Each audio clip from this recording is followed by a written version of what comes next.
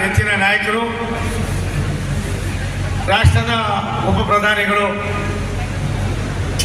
ಹಿರಿಯರಾಗಿದ್ದಂಥ ಸನ್ಮಾನ್ಯ ಎಲ್.ಕೆ. ಅದ್ವಾನಿ ಸಾಹೇಬರು ಇದೀಗ ತಾನೇ ಯಾರು ಹೇಳಿದ್ದು,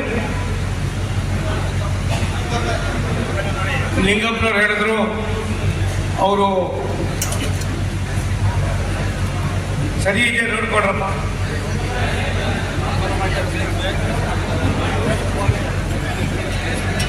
ಅವರು ಈ ಲೋಕವನ್ನು ತ್ವಜಿಸಿದ್ದಾರೆ ಎನ್ನುವ ನೋವಿನ ಸಂದೇಶವನ್ನು ನಮ್ಮ ಮಾನ ಲಿಂಗಪ್ಪನವರು ತಿಳಿಸಿದ್ರು.